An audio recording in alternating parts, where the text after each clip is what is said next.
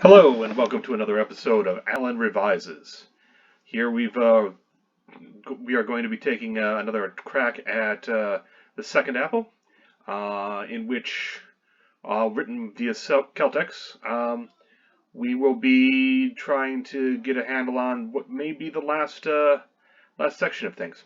As you recall, last time Bergen had approached two of the goddesses who had cursed him, Athena and Artemis, and had convinced at least Artemis to go along with things, and had put some thoughts into Athena. But now he has to face Aphrodite, and essentially on her home territory. This will get a little racy, so be wary of your ears. Bergen slides to a halt, nose deep in daffodils. He coughs out a stem, looks up to find a pair of shapely legs that beckon to be spread. A nymph gives a girlish "come chase me" giggle, and, with long green hair trailing behind her, darts off towards others of her kind who frolic and cavort lasciviously amid a sunlit glade. Bergen pushes himself upright, makes a fist, punches his own thigh, and grunts at the pain. Bergen to himself, stay focused, must stay focused. Aphrodite, voiceover, you have come to the wrong place for that. Bergen closes his eyes tight. Sweet laughter rises up as full and lush lips hover over his neck. A subtle tickle of breath stirs each and every hair. Aphrodite, trying to shut out the world, are we? A second set of lips, pink and moist, descend and gently nuzzle his ear. Bergen trembles in broaching ecstasy as those roving lips seek his own. At the last, he tears himself away, steps off, and punches his thigh again. We need to talk. How you want to use those lips of yours is fine by me, but you will do so with eyes wide open. A clarion snap of fingers. Bergen's eyes go wide and he sees Aphrodite in all her splendor. A green-haired concubine in a decadent dress settles lustily at her side. Let's make this both male and female. Another. What would be the male equivalent of a concubine? What is that called? Male concubine, handsome and cut, settles on the other side. Bergen, I am now going to recite the periodic table of elements, alphabetically by atomic weight, starting with fluorine at 18.998. Aphrodite takes a kiss from her concubine.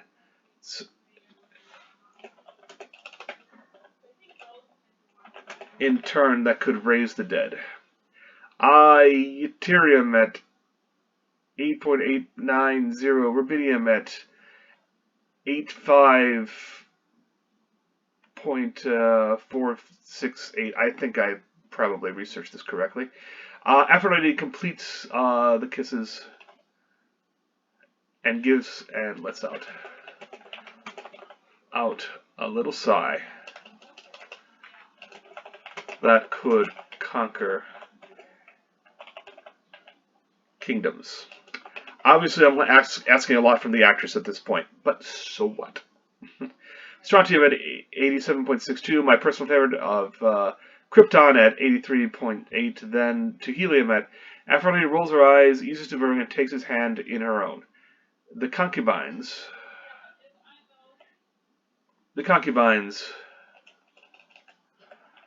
hover nearby. Let's walk, shall we? Bergen tries not to look at her. Sounds fantastic. Interior, pleasure gardens. Reflected pools and soft beds of grass adorn a verdant garden. Aphrodite slides an arm around Bergen's waist, rubs one side of his rock-hard abs while I don't need it.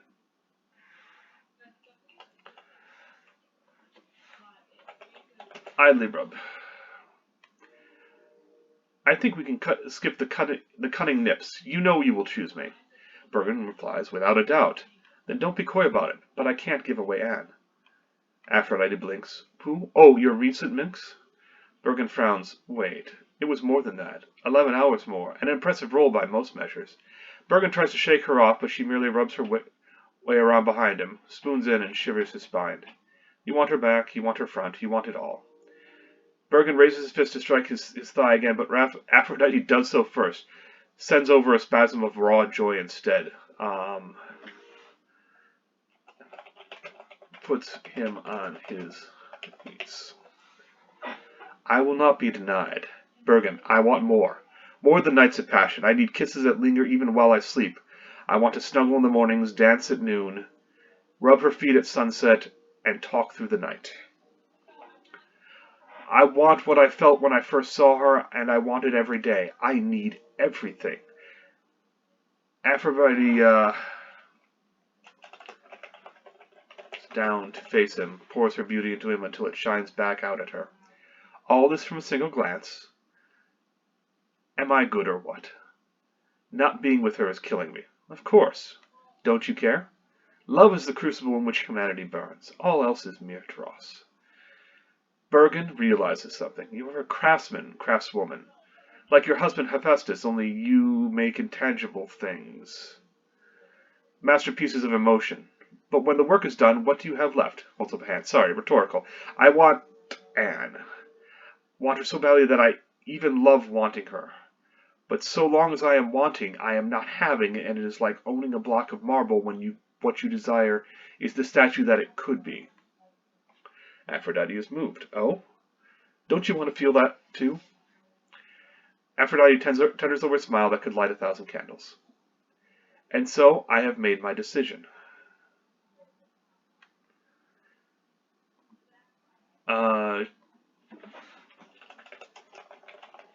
Dido tilts her head back and laughs. The garden blurs. Alright, and for the first time we go not back to the real world, but to another imaginary world, so to speak. Styria, Triple Fountain. Bergen staggers, staggers,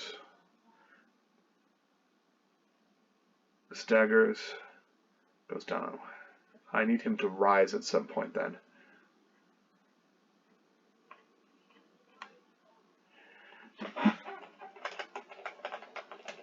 Stands and brings Aphrodite up with him. That's good metaphorical imagery. Staggers go down one knee before the familiar set of Artemis, Athena, and Aphrodite in Oxford column away as they stand before the threefold fountain. The golden apple whirls up before him. The word potentiatos burns bright red atop the gold. Bergen stands again. Does not flinch. The three. Artemis's eyes widen and she turns away. Athena coughs pointedly. Bergen glances down, hurriedly removes his jacket and covers his lower half. Well, here we are again. Pointedly. Aphrodite, choose wisely. Artemis remains silent. Her sisters glance her way ever so briefly. Bergen, I have recently come to an understanding of both myself and you three, specifically why each of you considers yourself to be the most worthy desire. Everyone wants to be wanted, needed, desired. I knew, at some level, that I would need all three of you to win Anne's heart. Bergen holds up a hand, forestalls their reply. Bergen, to Aphrodite, I had to want her, or I would see her as nothing more than a pretty woman. To Artemis, I had to pursue her, or I might never meet her again. To Athena, once I found her, I had to earn her trust, or she would remain indifferent. Aphrodite, talk, put that tongue to work and decide. Artemis, no, let him continue. He chases the words well. Aphrodite, you would like that. Hush, he's almost done, Athena says. Bergen, the truth is, takes a deep breath, I don't know. Neither Athena nor Aphrodite like that. Bergen, I don't have Anne, and only by knowing her will I be able to decide. By knowing her will. Okay. There's, by knowing what she wants, will I be able to decide? Aphrodite, Athena, that is an answer, is it not? Whoops, did I?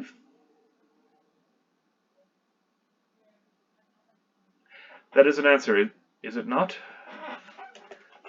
Love, it's,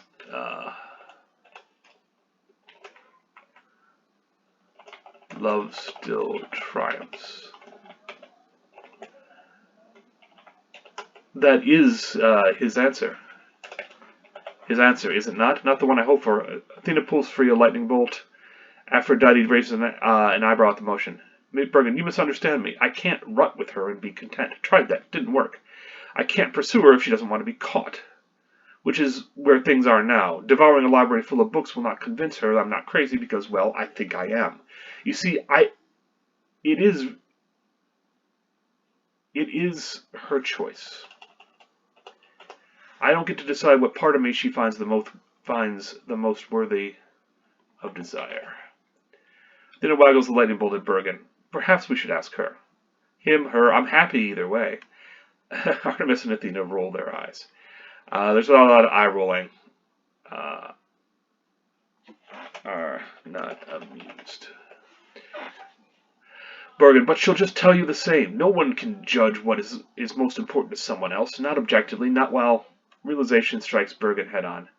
Only when I look back at the end of things can I decide which of you is most worthy of desire. Right now, I don't have any grand answers. All I have are profound questions. Athena blinks at that. The lightning bolt lowers. And I just should have it dim. We could forestall this decision. I will go beyond mad before long, to himself, if I haven't already. Mad with desire, I win again, Aphrodite says. Bergen says, but you don't need to wait for me, because there are others who have the answer because they have already lived their lives in full. Athena flashes a rare smile. Her lightning bolt vanishes with a soft crack of thunder. Of course. Perfect. Bergen nods. Artemis and Aphrodite are confused. Athena to the other goddesses. We must speak with our brother Hades. It is amid his realm that we will find a spirit who can adjudicate our dispute, willingly. Yes, there must be one amongst the many beyond the Styx who has lived a truly noble life. Athena, so we should ask for the favor when Persephone is present, or wait until... No, I will not go. His caverns are so cold. What of Elysium, then? Or were the writers wrong about the sunlit glades? Aphrodite narrows eyes at Bergen. Your passion had better light the very skies.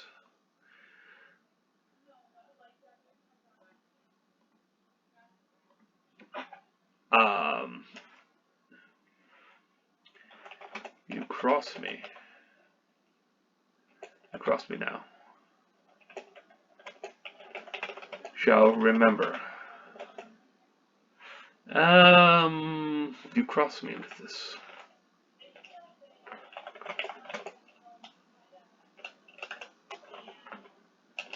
Elysium has sun, but no warmth. And let's have them pause there. No Celtx. I didn't want to do that. Alright. Damn it. Sorry for the cursing.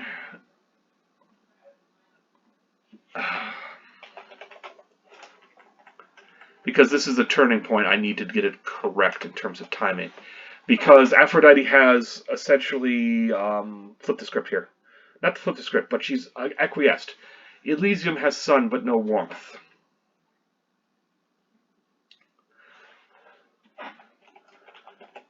Not for us.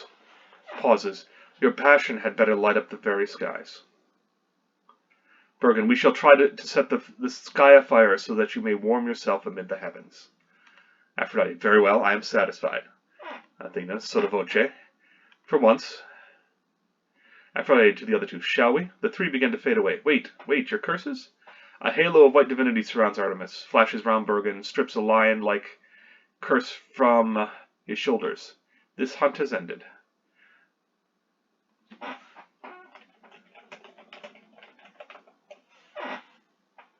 Athena matches her sister with an aura of blue that relieves Bergen of his haloed burden of brow. Athena, as she fades. This is certainly no cause to maintain mine. Aphrodite considers Bergen as... Why should I lift a finger? Should? No. Want? Well. Don't you want me to want what I once had? After he flashes a Cheshire cat-like smile. A flicker of hot pink envelops him. Aerobic class, night. The pink glow fades. Bergen, layered in sweat, sits bolt upright. All around him, women work on the Pilates, surreptitiously observing his fine-toned ass. An older woman leans in beside him, continues to talk. Just so rare to see a man comfortable with himself. See a man so comfortable with himself. So comfortable. Then reels, flexes his fingers, samples his tongue, then reels back exhausted. Older woman. None of my husbands ever had the courage to come here. Bergen comes in ear, feigns to listen. Sorry, emergency call from the office. Bergen scurries away on wobbly legs. The women all sigh as he scurries off. As he exits. Exterior fitness center. Bergen staggers out into the night-swept street. Tony eases out of a nearby taxi. Tony, done? Bergen's eyes roll up and he collapses in a heap. Tony leaps to Bergen, catches him.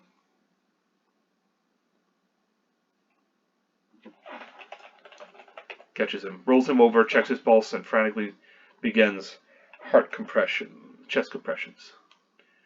Exterior, city streets, day. The flow of pedestrians ebb around the particularly slow figure. Ebbs and flows. The city keeps moving. It moves around the particularly slow figure of Bergen, clad in a worn Gurgos jacket. Tony jogs up beside him. Tony, they let you out? That might have been to Bergen. They let you out? Sort of. That might have been a mistake. My mistake. Tony, did everything? Yeah. Strange, but I'm right back where I was before. Sort of. Mostly.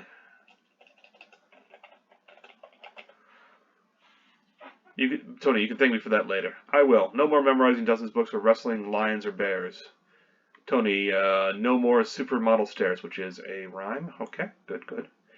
Bergen, I can be happy without all that. Interior, Gurgos Pizza. You are not in action. You are a scene heading. Thank you. Celtx helps you keep things organized, and that's, for example, does very nicely. Bergen slumps in, waves absently to Costas at the counter, and stops dead in his tracks. Leaning beside the cash register is Anne. Bergen gapes at her, but his tongue refuses to work. Anne. Hi. Bergen finally untangles his tongue. How? Bergen steps behind his friend, grins and points.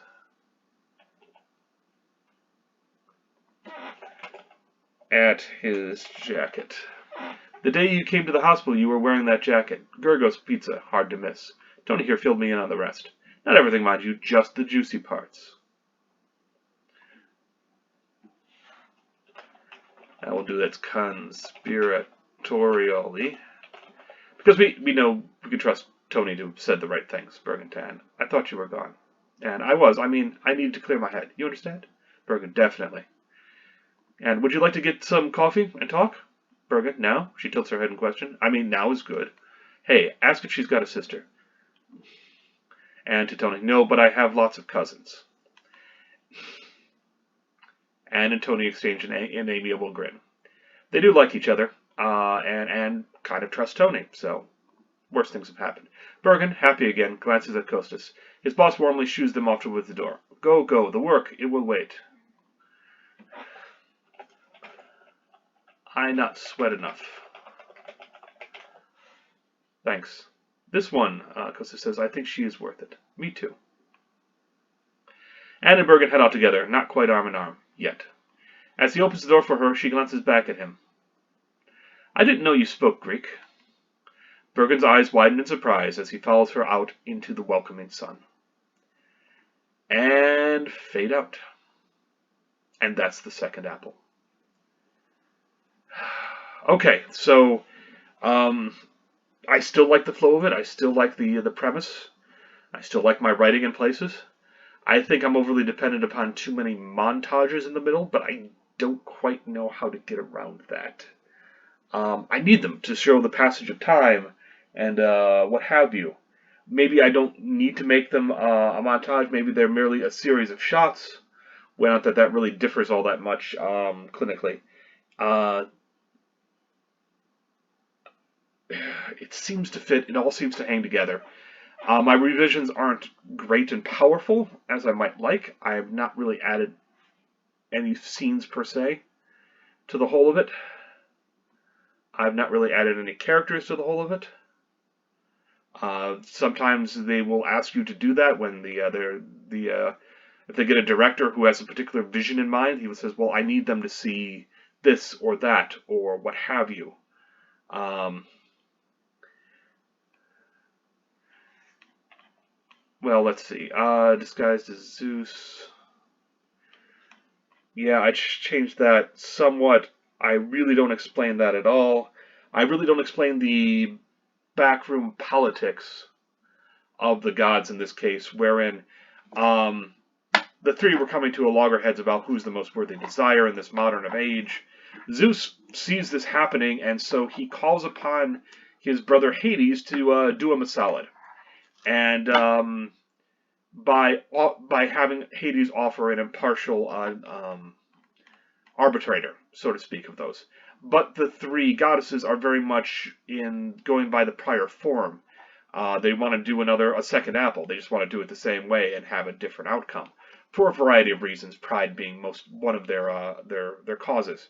So they're unwilling to even think of a dead arbitrator in order to do things fairly, and that puts Zeus in a spot. He has to find somebody to not arbitrate, but to definitely not arbitrate, and that ends up being Bergen, who will refuse to back down under most circumstances, and in fact, that's because he defies Zeus in the beginning, is why he gets the job of uh, uh, of arbitrating the second apple, and it manages all to work out mostly the way it does. I don't think there was a Deus Ex Machina sort of at the end where the three goddesses come to an accord. They're all convinced in turn, but Bergen is the one who convinces them essentially with rhetoric, and I think the Greeks would have liked that. And if we would do this as a stage play, this would also work. As a movie, I think it could certainly work. It's certainly got enough fluffy special effects. It's certainly got enough good lines. It certainly moves along quickly enough. Let me let's go back down to 100%. Regular. How many pages is this? Okay. Typeset. It'll tell me how many pages there are. 98. Oh, that's nice. That's nice. And if you're wondering why I get this screen, it's because this is a standalone that I imported essentially from an old computer, and I haven't bothered to update because I don't need it. Not yet, anyway. But just in case, I'm going to save this as a PDF, and we'll be there. So that was the second apple. I have revised it. You have seen me revise it, and all is well with the world. Thank you very much for following me along on this little creative journey. I'll be picking up some other piece here sooner or later, and we'll be doing something different as the days go by. I hope you've had a good time, and thank you.